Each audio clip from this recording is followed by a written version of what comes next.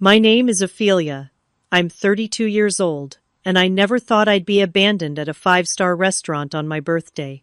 When my husband James called me a disgrace in front of 20 wealthy people and left me with a $5,000 bill, something inside me finally broke.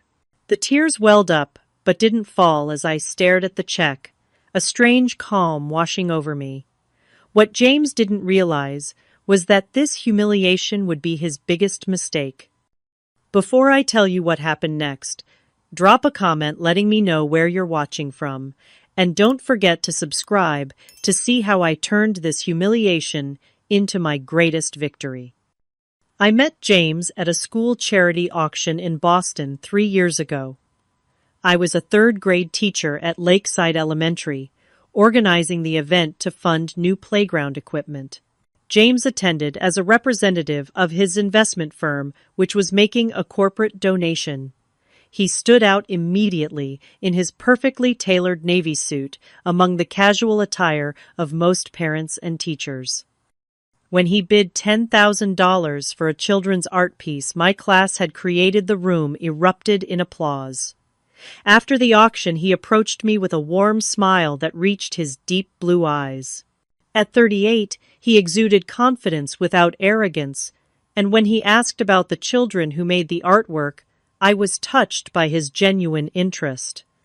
"The kids will be thrilled their painting raised so much money," I said, tucking a strand of hair behind my ear nervously. "The real value is in your dedication to them," he replied. "I'm James Alexander, by the way. Our worlds couldn't have been more different. I grew up in a middle-class family, in a small town outside Boston, worked through college, and chose teaching for the fulfillment rather than the salary. James was born into wealth, educated at prestigious private schools, and had expanded his family's already substantial fortune through shrewd investments. Our first date was at a small Italian restaurant where he seemed charmed by my stories about my students. "You're so refreshingly real," he said, reaching for my hand across the table. "Most people in my circles are only interested in what others can do for them." The romance moved quickly after that. He surprised me with weekend getaways to coastal towns, sent flowers to my classroom, and listened attentively when I spoke about my passion for education. I was swept away by his attention and the intensity of his feelings. "You're different from anyone I've ever met," he would say, kissing my forehead. "You care about making a difference, not just making money." 8 months after we met, James proposed during a private dinner on a yacht in Boston Harbor. The ring was bigger than anything I would have chosen for myself, but his speech was heartfelt. "You've shown me what truly matters in life, Ophelia. Your kindness and passion make me want to be better. Will you marry me?" My hand trembled as he slipped the ring on my finger. I said yes through happy tears, ignoring the small voice in my head, questioning if this was all too fast. The wedding was smaller than I expected given James's resources and connections. He explained that he wanted something intimate, but I later learned his family had concerns about our match. His mother, Catherine, attended with a polite smile that never warmed, and his father, Robert, seemed to be evaluating me throughout the reception. The first signs of trouble came subtly appearing, so gradually I almost didn't notice. 2 months into our marriage, James commented on my outfit before a dinner with colleagues. "Maybe wear the blue dress I bought you instead of that one," he suggested, eyeing my favorite floral dress with slight disapproval. "It's more sophisticated." I changed without argument, wanting to make a good impression. At the dinner, he corrected my table etiquette with gentle touches and whispered instructions. I laughed it off at the time, thinking he was being helpful. More suggestions followed. He hired a stylist to elevate my wardrobe. He winced slightly when I used certain expressions from my hometown. He interrupted me when I talked about teaching at social gatherings. "Ophelia has such a big heart," he would say, redirecting the conversation before I could elaborate on my work. I began monitoring my speech, appearance, and behavior to avoid his subtle corrections. Without realizing it, I was molding myself to fit into his world, losing pieces of myself in the process. My best friends Sarah and Maya noticed the changes during our increasingly rare get-togethers. "You seem different," Sarah said during a coffee date 6 months into my marriage. "You hardly talk about your kids at school anymore." "James thinks it's not interesting for most people," I explained, immediately feeling defensive. Maya's eyes narrowed. "Since when do you care what's interesting to random rich people? Those students are your passion." I brushed off their concerns, convinced they just didn't understand the adjustments required in a relationship where two different worlds collided. I believed that James loved the real me, and that our connection transcended our different backgrounds. Love conquers all, I told them with a smile that felt forced even to me. James appreciates that I'm not like the women he usually meets. He values my authenticity. What I didn't admit was that I was already losing that authenticity piece by piece, day by day. Each time I changed my behavior to please him, each time I swallowed my thoughts rather than express them, I was fading. But I was too deeply in love, too committed to our marriage, to acknowledge what was happening. I wanted to believe in our fairy tale, the schoolteacher and the wealthy businessman bridging their different worlds through love. I ignored the warning signs because the alternative was too painful to consider. Maybe if I had listened to my friends, things would have turned out differently. But then again, perhaps I needed to learn this lesson the hard way. 18 months into our marriage, James received a significant promotion that made him one of the youngest partners at his firm. Our life shifted again. We moved from our comfortable downtown apartment to a sprawling 5-bedroom colonial in Brookline, complete with manicured gardens and a 3-car garage. The house felt cavernous to me, its perfect interiors more like a museum than a home. Each morning, I would wander through empty rooms after James left for work, exchanging awkward smiles with Maria, the housekeeper, who came 3 times a week. I missed the cheerful chaos of my classroom, the finger paintings on the walls, the stories written in wobbly handwriting. Instead, I was surrounded by expensive art chosen by an interior designer James had hired. "What should I do today?" I asked Maria, once genuinely lost. "Mrs. Alexander, perhaps you could join one of the ladies' committees. Many wives in this neighborhood volunteer for charities," she suggested kindly. I tried following her advice, joining a hospital fundraising group, but the other women treated me with polite distance, clearly aware I wasn't from their social circle. Their conversations revolved around vacation homes, private club memberships, and their children's progress at elite schools. When I mentioned teaching at a public school, their interest evaporated. As James's career demanded more of his time, he compensated by including me in business, dinners, and social events with colleagues. These occasions became a special kind of torture. I would spend hours choosing appropriate outfits from my newly curated wardrobe, practicing small talk about topics I had researched. At these gatherings, James would introduce me briefly before becoming absorbed in business discussions. I'd stand at the periphery of conversations, smiling until my face hurt, nodding at jokes I didn't understand about people I didn't know. When I did try to engage, James would often interject. "Ophelia is still learning about the industry," he'd say, with an indulgent smile, patting my hand before steering the conversation elsewhere. Increasingly, these dinners and parties moved to our home. James would invite colleagues, clients, and business associates without consulting me, then expect me to manage all the details. "Make sure everything is perfect," he'd instruct, straightening my necklace or adjusting my hair. These people are important to our future. Our future. I started to wonder what that actually meant. My own career had been effectively sidelined after James suggested I take a break from teaching. "You don't need to work anymore," he had said. It's not like we need the money, and honestly, being a public school teacher doesn't really align with our position now. I agreed reluctantly, promising myself it would be temporary. To maintain some connection to education, I began tutoring online a few hours each week, carefully scheduling sessions when James was at work.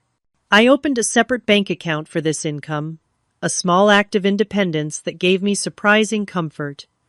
The financial control tightened gradually. First, James suggested combining our accounts for simplicity. Then he offered to handle all the bills and investments, since that's my expertise. Before long, I found myself asking for money for personal purchases. "Do you really need another pair of jeans?" he would question, though he thought nothing of spending thousands on a watch. "Can you justify this expense for books?" he would ask, while freely ordering rare wines for his collection. Each request made me feel smaller, more dependent. I began saving some of my tutoring money rather than depositing it all, creating a hidden emergency fund without fully acknowledging why I felt the need for such a precaution. My world continued to shrink as James's expanded. Old friends stopped calling after too many canceled plans. My parents' calls went unreturned because they always seemed to come when James and I were busy.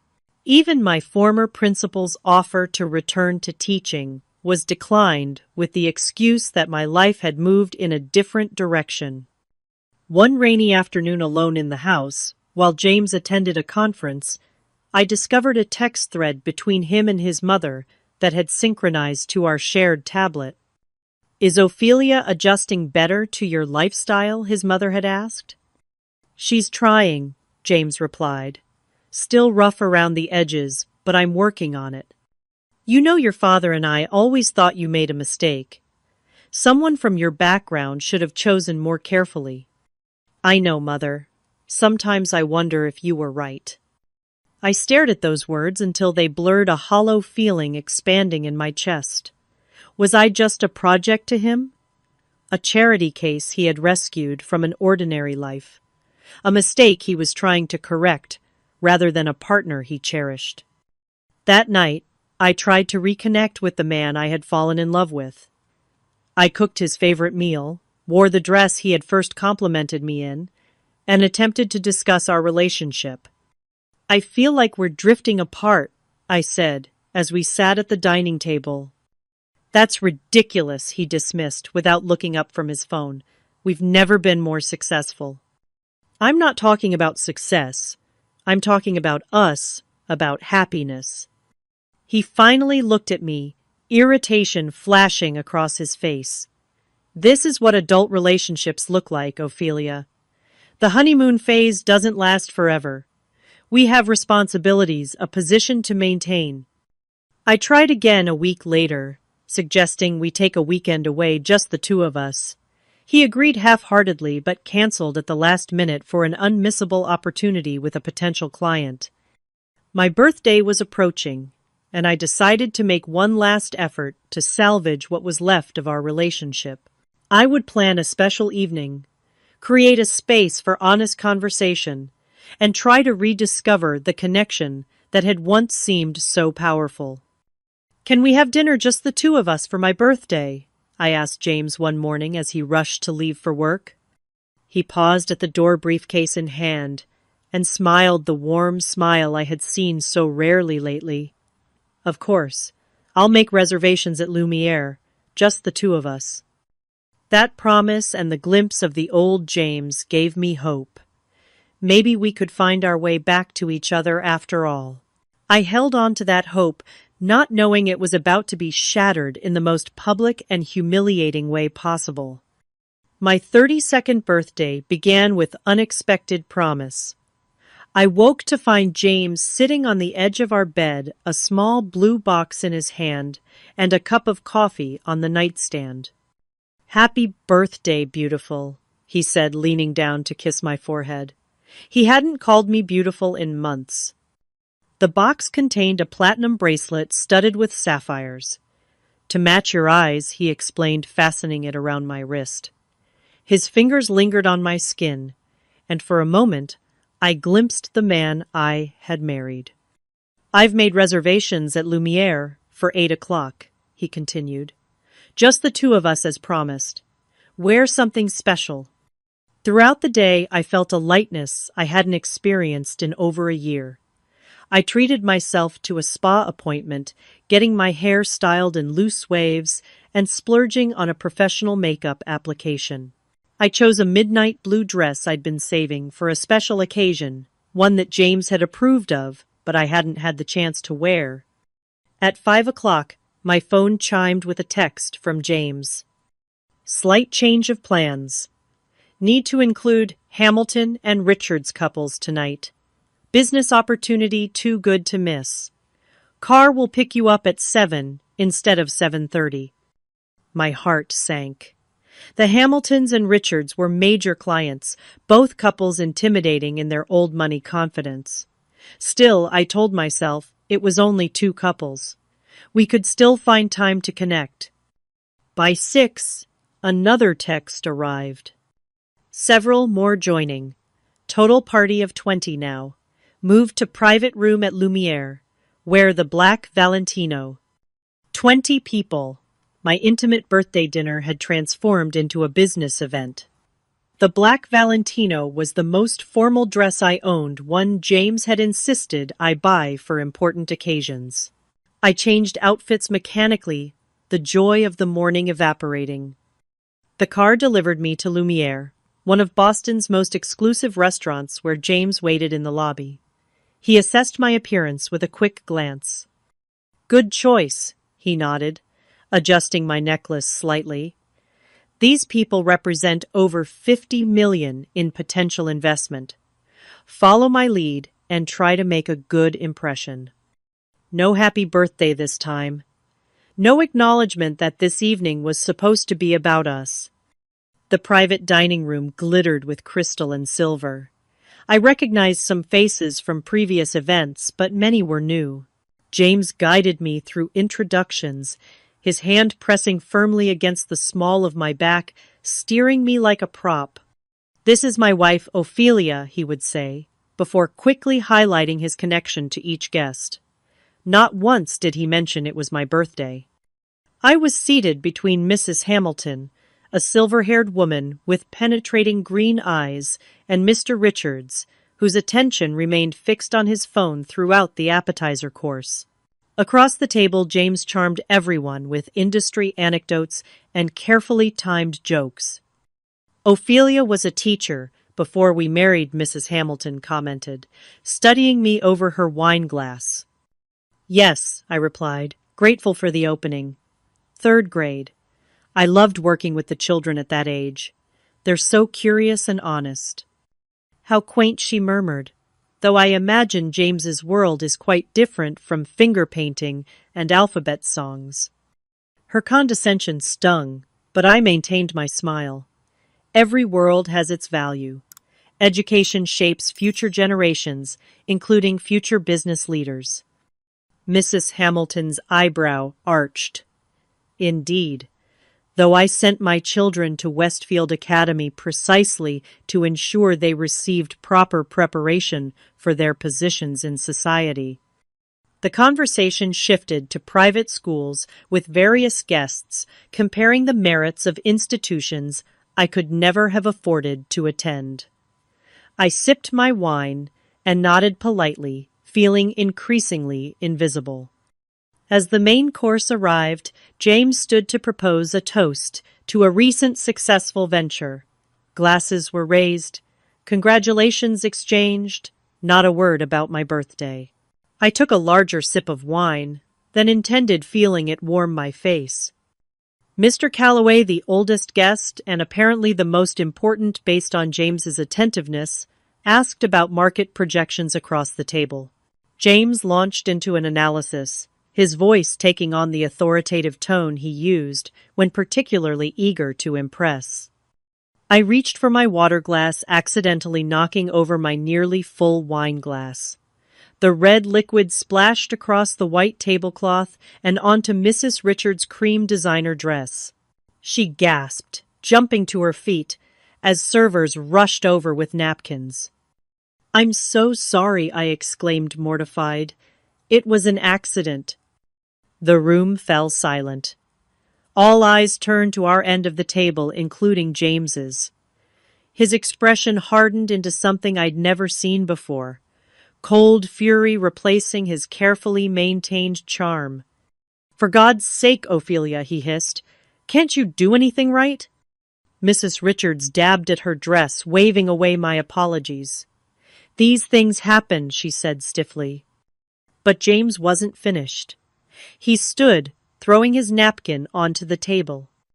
"This is exactly what I'm dealing with," he announced to the table. "Completely out of her depth.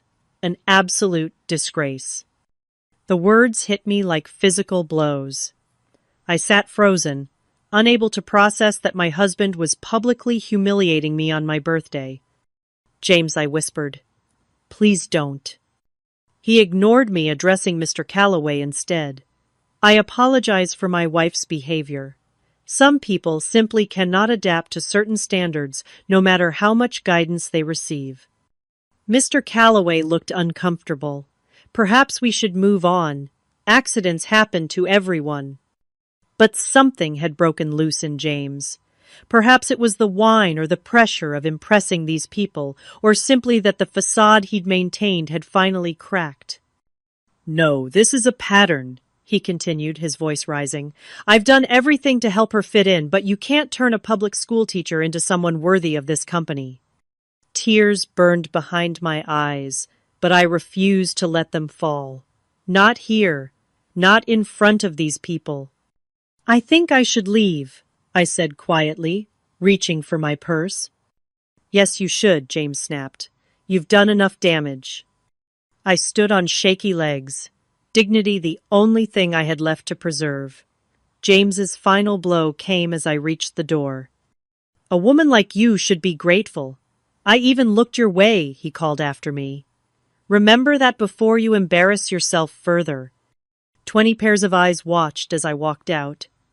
In the hallway, I heard chairs scraping, and James announcing they would continue the evening elsewhere. Minutes later, the entire party exited James, leading them toward the restaurant's front door without a backward glance. The manager approached me where I stood in the empty corridor. "Mrs. Alexander, your party has departed, but—" He hesitated, clearly uncomfortable. "They've left without settling the bill." He handed me a leather folder. Inside was the check for $5,372. Every detail itemized the rare wines, premium steaks, exclusive desserts, ordered to impress people who had just watched my marriage implode. I stared at the amount, a strange calm replacing the humiliation.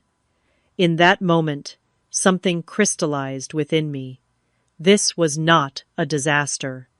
This was freedom. I looked up at the manager and did something that surprised even me. I smiled. The bill trembled slightly in my hand as I stared at the staggering total $5,372. Enough money to fund a classroom's supplies for an entire year. Enough to make a significant difference in many lives. Instead, it had been spent on a single evening of pretension and cruelty. "Mrs. Alexander." The manager's voice broke through my thoughts. His name tag read Antonio, and his expression held a mixture of concern and embarrassment. "Is there a problem with the bill?" I took a deep breath, steadying myself. "No problem at all. My husband seems to have forgotten his wallet, along with his basic human decency." Antonio's professional mask slipped slightly, revealing a glimpse of sympathy. "Perhaps you'd like to use the office to make a phone call." I nodded gratefully, following him to a small, elegant room tucked away from the main dining area. Once inside, I sank into a leather chair, the reality of my situation washing over me. "Would you like some water? Or perhaps something stronger?" Antonio offered. "Water would be perfect, thank you." When he returned with a crystal glass of ice water, he hesitated at the door. "Mrs. Alexander, I hope I'm not overstepping, but this isn't the first time your husband has dined here." Something in his tone made me look up. "What do you mean?" Antonio closed the door softly and spoke in a lowered voice. "Mr. Alexander is known among our staff for his demanding nature. He's made servers cry, sent back perfectly prepared dishes, and spoken to our team in ways that," he paused, choosing his words carefully, "in ways that reflect poorly on him, not on our establishment." This new information settled over me like another piece of a puzzle I hadn't known I was solving. The James I thought I knew would never behave that way. But then the James I thought I knew wouldn't have called his wife a disgrace in front of 20 people. "Thank you for telling me," I said quietly. Antonio nodded. "I'll give you privacy for your call." Alone in the office, I pulled out my phone. Instead of calling James, I scrolled to a contact I hadn't used in over a year. Linda Shapiro, the lawyer who had volunteered at our school helping families with legal issues. We had become friends over shared lunches in the teacher's lounge. She answered on the third ring. "Ophelia, is everything all right? It's been ages." "Linda, I need your help," I said, my voice steadier than I expected. "I think my marriage is over, and I need to understand my options."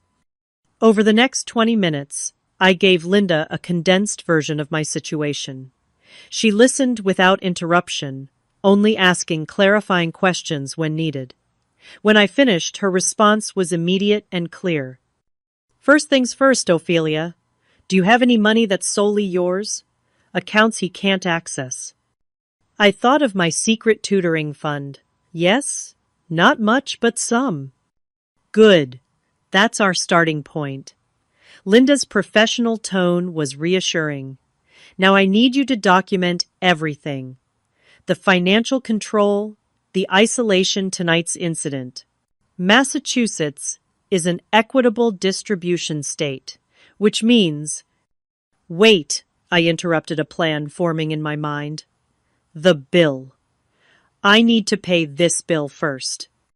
"Can you afford $5,000? Linda asked, concern evident in her voice. "No, but we have a joint credit card. I'm still his wife, at least legally." I could almost hear Linda's smile through the phone. "Yes, you are. And make sure you keep the itemized receipt." After ending the call, I took a moment to gather my thoughts. The evening had been a disaster, but it had also been illuminating. For months, I'd been trying to save a marriage that James had already destroyed. Now, I needed to save myself. I called Antonio back to the office. "I'd like to pay the bill now," I said, presenting the joint platinum card James insisted I carry for emergencies. As Antonio processed the payment, I made another request. I noticed security cameras in the dining room. Would it be possible to get footage of tonight's incident? Antonio hesitated. That would normally require a court order or police request. "I understand. But if there were to be a legal situation, a divorce for instance, would you be willing to preserve that footage?" He considered my words carefully before nodding. "I believe we keep security recordings for 90 days as a matter of policy, and if a subpoena were to arrive within that time frame, we would certainly comply." "Thank you." I signed the receipt, making sure to request a detailed copy for my records. Before leaving, I asked one more favor. "Could you connect me with any staff who served our table tonight? I'd like to apologize personally for the disruption." Over the next 30 minutes, I spoke with 3 servers and a busboy, all of whom had witnessed James's outburst. I apologized, sincerely thanked them for their service, and casually mentioned how helpful it would be if they remembered details of the evening should they ever be asked. I left generous cash tips from my emergency fund, ensuring they would remember me. The ride home was surreal. The driver James had arranged was still waiting, apparently paid for the entire evening. As we drove through Boston's quiet streets, I made a mental inventory of everything I would need from the house. Important documents, irreplaceable personal items, evidence of James's financial control. Sarah answered her phone immediately despite the late hour. "I need a place to stay tonight," I told her without preamble. "My door is open," she replied without hesitation. "Always." At home, I moved quietly through the dark house gathering essentials, birth certificate, passport, and social security card from the home office, family photos, and the few pieces of jewelry that had belonged to my grandmother from my dresser, my laptop and external hard drive containing years of teaching materials and personal files. In James's office, I photographed financial statements that had been delivered in physical form, careful to leave everything exactly as I found it. I discovered several documents I hadn't known. Existed a prenuptial agreement I'd signed during the whirlwind of wedding planning, but hadn't fully understood investment accounts in his name only, and records showing he had borrowed the small inheritance I'd received when my grandfather passed away. Each discovery should have hurt, but instead it strengthened my resolve. I was not just leaving a cruel husband. I was escaping a calculated attempt to erase who I truly was. I packed efficiently, taking only what couldn't be replaced and what would help me rebuild my life. As a final act, I removed my wedding and engagement rings, placing them on James's nightstand with a single note. "You're right. I should be grateful. Grateful that I now see clearly." The weight that lifted as Sarah's apartment door closed behind me was almost physical. For the first time in years, I could breathe fully. The pain would come later, I knew. But for now, there was only clarity and the first steps of a plan that had begun forming the moment James called me a disgrace. "You look different," Sarah observed, taking my bag. "I feel different," I replied, "like I've woken up from a long, strange dream." "Welcome back," she said, pulling me into a hug. "I've missed you." That night, I slept more peacefully than I had in months, knowing that the woman who would wake up in the morning would be someone new, someone stronger, wiser, and finally free to reclaim her life. Morning arrived with a cacophony of notifications. My phone displayed 33 missed calls from James, along with a stream of text messages that evolved from angry demands to know where I was to desperate pleas for forgiveness. "You embarrassed me in front of important clients. Where the hell are you? You have no right to just disappear. This is childish behavior. Please come home so we can talk about this. I'm sorry I lost my temper. Ophelia, please, I need you." I read each message without responding, watching his progression from rage to bargaining. The final text had arrived just 20 minutes ago. "If you don't come home immediately, there will be consequences." Sarah brought coffee and sat beside me on her living room couch.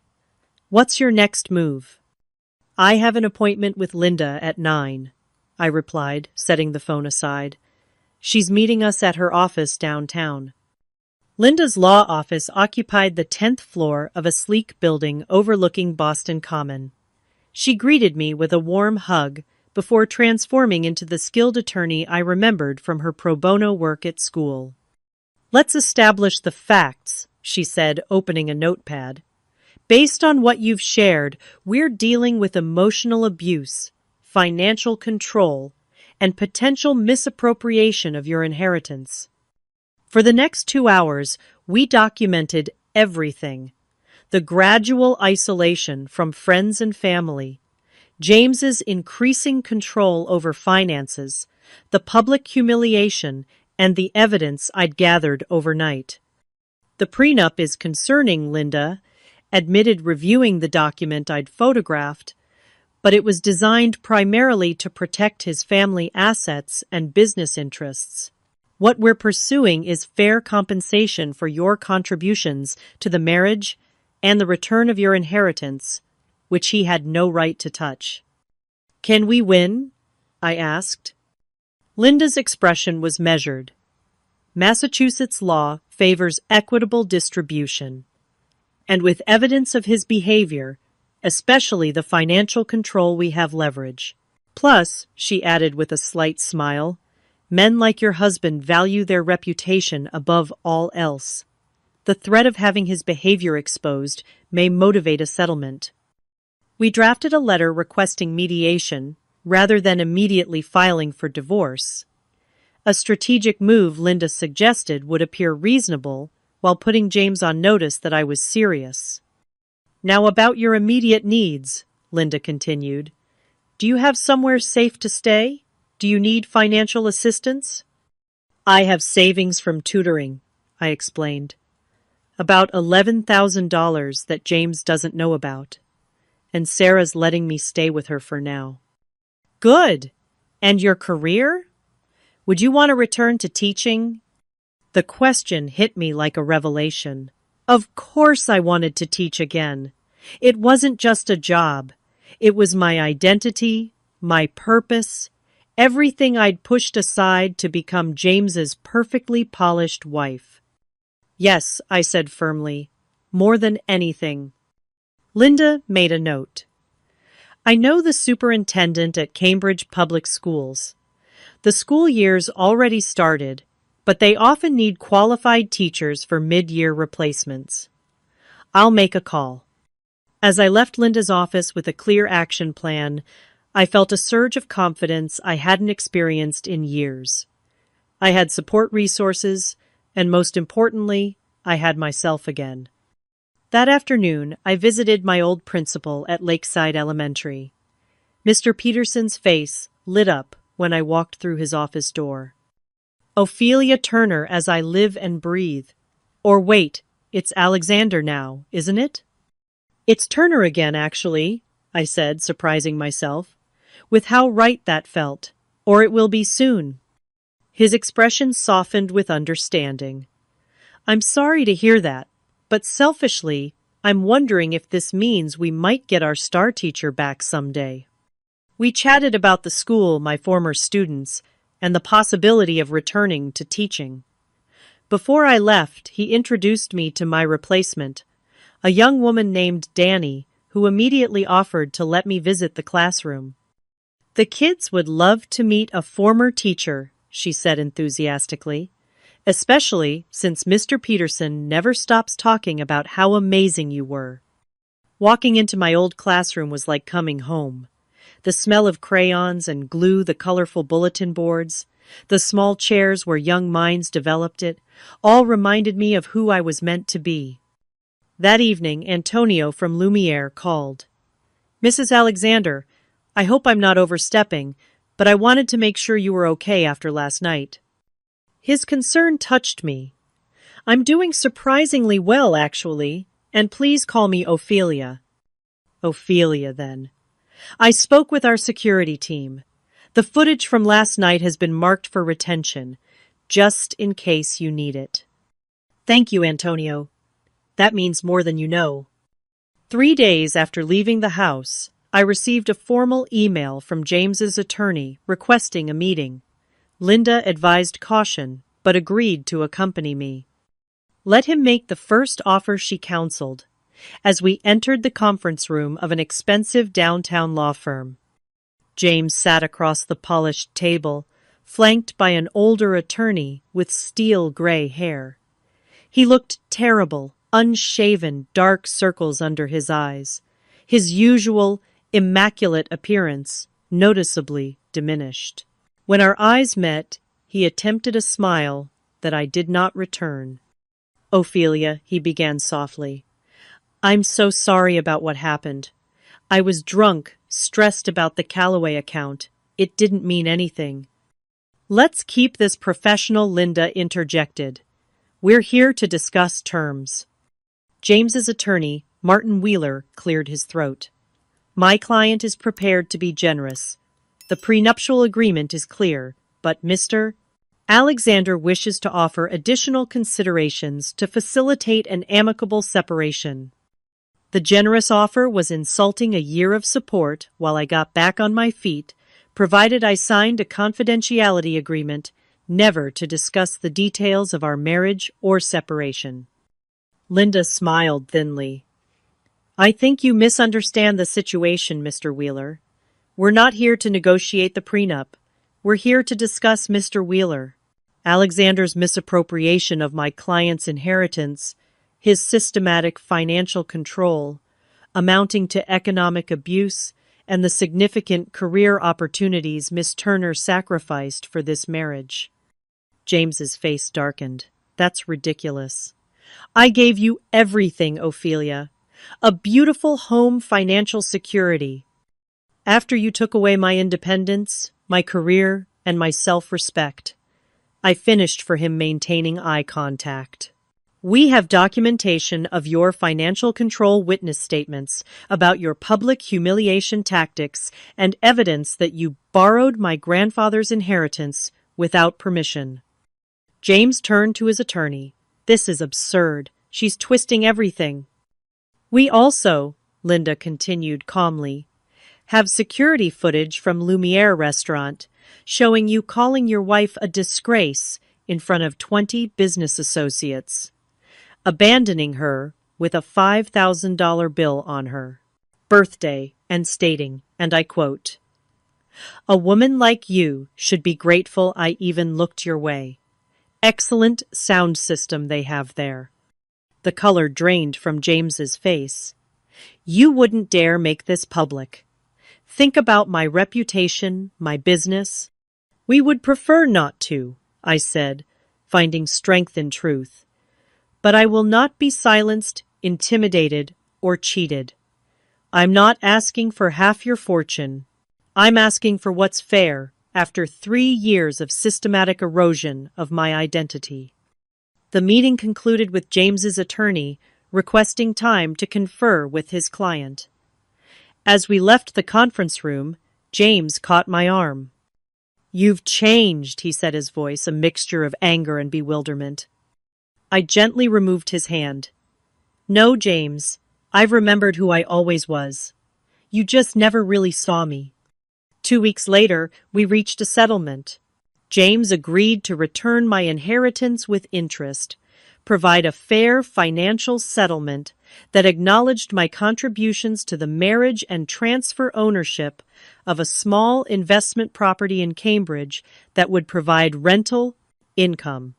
In exchange, I agreed not to pursue more aggressive claims that might become public, though I refused any confidentiality clause that would prevent me from telling my own story.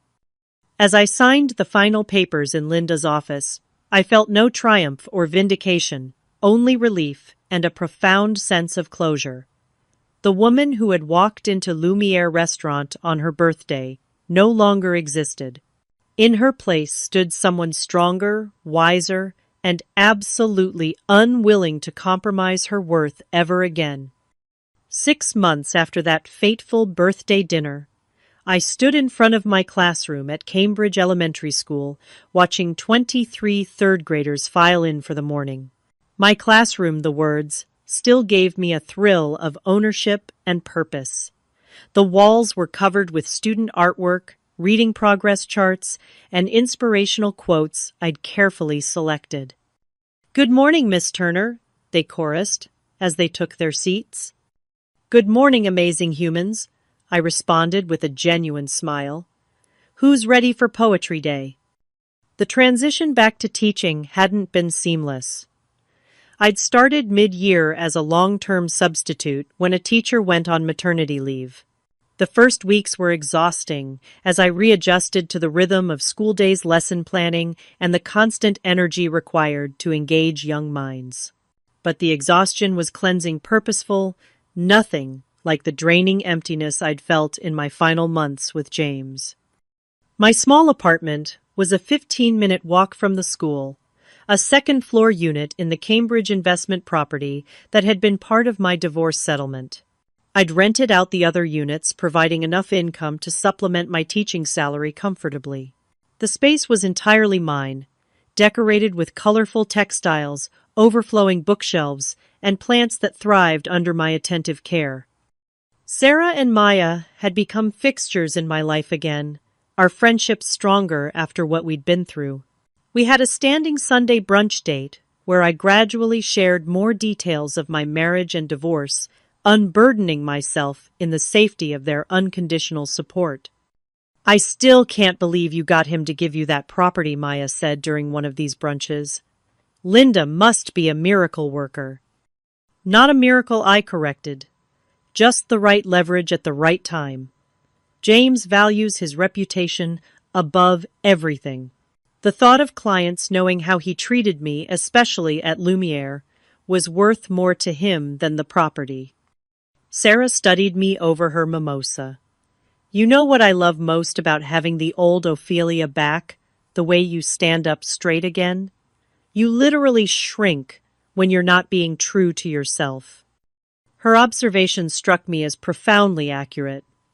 I had physically diminished during my marriage, making myself smaller to accommodate James's oversized presence.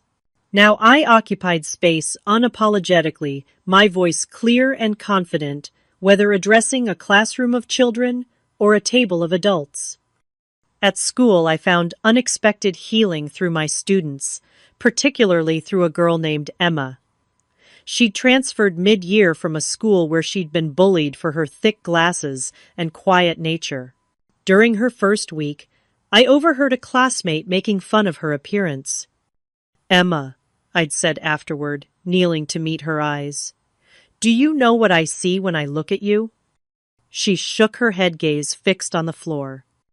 I see someone who notices details others miss. I see someone who thinks carefully before speaking. I see someone whose kindness will change lives someday. Over the following months, I watched Emma slowly unfold, like a flower turning toward sunlight. She began raising her hand in class, sharing her thoughtful observations, even standing up for other children. Witnessing her transformation reminded me daily of the importance of seeing our own worth, even when others tried to diminish it. News about James reached me occasionally through mutual acquaintances. His firm had lost the Callaway account. Apparently, Mr. Callaway had been deeply uncomfortable with James's behavior that night and had quietly transferred his business elsewhere. The ripple effect had damaged James's standing at the firm. I felt no satisfaction in this knowledge, only a quiet acknowledgement that actions have consequences. One Saturday morning in early autumn, I was grading papers at my favorite coffee shop when a familiar voice spoke. Ophelia, I thought that was you. I looked up to see Antonio, the manager from Lumiere, standing by my table with a surprised smile. Antonio, what are you doing in Cambridge? I live a few blocks from here, he explained. I only work in Boston. May I join you? Over coffee, I learned that Antonio was pursuing a master's degree in hospitality management while working full-time. He asked thoughtful questions about my return to teaching, listening with genuine interest to my stories about the classroom. I'm glad things worked out for you, he said sincerely. That night at the restaurant, I was worried. It was actually the best thing that could have happened, I admitted. Sometimes you need a dramatic wake-up call to see what's been happening slowly over time. Our coffee extended to lunch, and before parting we exchanged numbers. What began as occasional texts about neighborhood recommendations evolved into regular conversations about books, films, and eventually deeper topics like family dynamics and personal goals. Unlike James, Antonio never tried to impress me with status or possessions. He valued my thoughts, asked about my students, and shared his own vulnerabilities without hesitation. Our friendship developed organically, based on mutual respect, rather than superficial attraction or social advantage. During this period of rebuilding, I also discovered an unexpected passion for writing. It began as therapeutic journaling, processing my experiences through private reflection. But as I wrote, I realized my story might help others in similar situations. I started a blog called Reclaiming Yourself, sharing anonymized versions of my experiences and the lessons I'd learned. The response was immediate and overwhelming. Women from across the country wrote to thank me for articulating what they'd been unable to name in their own relationships. I didn't know financial control was a form of abuse until I read your post, one woman commented. You've given me the courage to make changes, wrote another. The blog became a community, a safe space for people to share their stories and support one another. I carefully maintained my privacy, never using real names or specific details that could identify James or others involved. The goal wasn't revenge or exposure, but healing and education. Through teaching, writing, and rebuilding friendships, I gradually reconstructed my sense of self. The woman James had tried to mold me into the decorative, agreeable, status-appropriate wife faded like a poorly developed photograph, while the real Ophelia emerged with greater clarity and definition. One evening, as Antonio and I walked along the Charles River after dinner at a local restaurant, he asked the question I'd been avoiding in my public writing. Do you think you'll ever trust someone enough to marry again? I considered his question carefully, watching the sunset paint the water with gold and crimson. I don't know, I answered honestly. But I do know I'll never again compromise who I am for someone else's vision of who I should be. And that feels like progress. He nodded, respecting my uncertainty without pushing for more. We continued walking in comfortable silence, two people enjoying each other's company without expectations or pretense. In that moment, I realized that regardless of what our relationship might become, I had already succeeded in the most important relationship of all, the one with myself. 1 year to the day after James called me a disgrace and abandoned me with a $5,000 dinner bill, I stood alone on the balcony of my apartment watching the sun rise over Cambridge. The morning air held the first hint of autumn crispness, promising change and new beginnings. A full year of healing, a year of rediscovering joy in small pleasures, morning coffee without criticism, evenings spent however I pleased, friendships nurtured without constraint. A year of rebuilding my career, watching my students grow, and finding my voice as a writer and advocate. The journey from that humiliating night to this peaceful morning hadn't been linear. There were days when grief ambushed me, not for the loss of James, but for the years I'd spent diminishing myself, for the dreams I'd deferred, for the person I might have become if I hadn't lost myself in someone else's expectations. There were nights when doubt crept in, whispering that perhaps I'd overreacted, that all marriages had difficult moments, that I should have tried harder. These thoughts came less from my heart than from the conditioning that taught women to blame themselves for relationship failures. But with each passing month, those days and nights grew fewer. The support of friends, the fulfillment of teaching, the community that formed around my blog, all these helped me reconstruct a life that felt authentically mine. Sarah noticed the transformation first. You laugh differently now, she observed over dinner one evening. Louder, more freely, like you're not afraid of taking up too much space. Maya agreed. And you dress for yourself now. Remember how you used to check every outfit with James? Now you wear what makes you happy. They were right. Every aspect of my life reflected my reclaimed autonomy. My classroom was organized according to my educational philosophy, not someone else's expectations. My home contained objects chosen for their meaning to me, not their impression on others. My conversations were genuine, unburdened by calculation or fear of judgment. My relationship with Antonio had evolved naturally into something neither of us had labeled but both cherished. We enjoyed each other's company without pressure or pretense, building a connection based on mutual respect and appreciation of our differences rather than attempts to change or control each other. "You never ask me to be different," I told him once, as we cooked dinner together in my kitchen. "Why would I?" he replied, genuinely puzzled. "I like who you are." Such a simple statement, yet so profound in its contrast to my marriage. My blog had grown to reach thousands of readers weekly. I maintained careful anonymity, never naming James or providing identifying details, focusing instead on the emotional dynamics of controlling relationships and the path to recovery. The community that formed around these writings became a source of strength not just for me, but for countless others navigating similar challenges. On this anniversary morning, as I sipped my coffee and watched Cambridge come to life below my phone, chimed with an unexpected email. The sender's name was unfamiliar, Eleanor Richards. "Dear Ophelia," it began. "You won't remember me, but I was at Lumiere the night your husband abandoned you. I was Mrs. Richards, the woman whose dress had wine spilled on it." My heart quickened as I continued reading. "I've followed your blog for months without realizing who you were. It was only when you wrote about the anniversary of your awakening moment that the details clicked into place. I want you to know that night changed my life too. Watching your husband's cruelty and then seeing your dignity in response forced me to recognize similar patterns in my own marriage. 3 months ago, I finally found the courage to leave.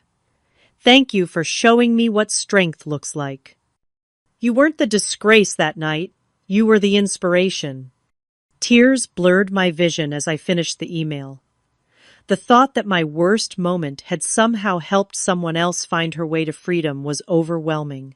I hadn't planned it, couldn't have imagined it yet. Here was evidence that our darkest experiences can become beacons for others. This, I realized, was the deeper meaning in everything I'd endured. The lessons weren't just for me, they were meant to be shared. The first lesson was about self-worth. I'd entered my relationship with James believing love meant sacrifice, that compromise required abandoning parts of myself. I'd confused love with erasure, admiration with validation. Now I understood that genuine love expands rather than contracts, celebrates rather than critiques, supports rather than controls. The second lesson concerned inner strength. We often discover our deepest resources only when crisis forces our hand. That night at Lumiere, humiliated and abandoned, I'd found a well of courage I hadn't known I possessed. The woman who paid that $5,000 bill with trembling hands had initiated the process of reclaiming her life, her identity, her power. The third, and perhaps most important lesson, was about forgiveness, not of James, but of myself. For too long, I'd blamed myself for ignoring red flags, for tolerating mistreatment, for losing sight of my worth. Learning to release that self-judgment had been the most challenging aspect of recovery. Now I understood that compassion must begin with ourselves before it can extend outward. As the sun rose higher, painting my small balcony with golden light, I composed a reply to Eleanor Richards, thanking her for her courage in both leaving her marriage and reaching out to me. I invited her to join a support group I'd recently formed for women rebuilding their lives after controlling relationships. Later that day, I stood before my third-grade class, watching their eager faces as I introduced our new community service project. We would be creating care packages for a local women's shelter, each containing not just necessities, but personal notes of encouragement and affirmation. Words have power, I told my students. They can hurt, but they can also heal. Today, we're going to write words that remind people they matter, that they are seen, that they are valued exactly as they are. As the children bent over their colorful cards, tongues poking out in concentration, I felt a profound sense of rightness. This was who I was meant to be. Not someone's accessory or project, but a teacher, a guide, a voice for those still finding their own. The journey from that birthday dinner to this classroom had been painful but necessary. Like a bone that breaks and heals stronger at the fracture point, I had emerged more resilient, more authentic, more complete. Sometimes the most beautiful sunrise comes after the darkest night. The woman who paid that $5,000 bill with trembling hands isn't the same woman speaking to you today. She was the cocoon, and I am the butterfly. What parts of yourself are you ready to reclaim? If my story resonated with you, please hit that subscribe button and share it with someone who might need to hear it. Leave a comment about a time you rediscovered your own strength. We heal better when we heal together. Thank you for listening to my journey. And remember, you are never too far gone to find your way back to yourself.